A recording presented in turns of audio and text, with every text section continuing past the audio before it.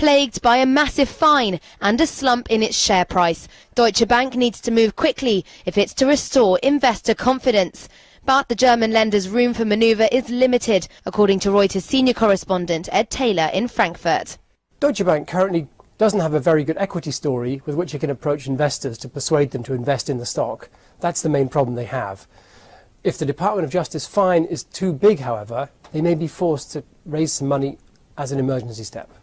John Cryan took over as CEO last year, announcing bold plans to cut staff, trim overheads and sell off non-core businesses. Progress has been slow though, and now the bank faces a $14 billion fine from the US Department of Justice for mis-selling mortgage securities.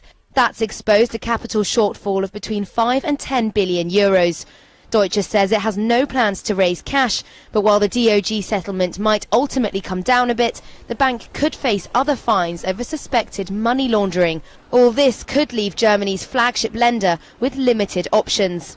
Deutsche Bank and Volkswagen haben. Deutsche Bank and Volkswagen are having problems. They're facing big fines and now we need clarity.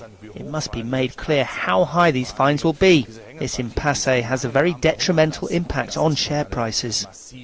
Sources telling Reuters that the bank is looking at a possible strategy shift in the United States. Abandoning its most important market looks unlikely, but it could scale down its activities there.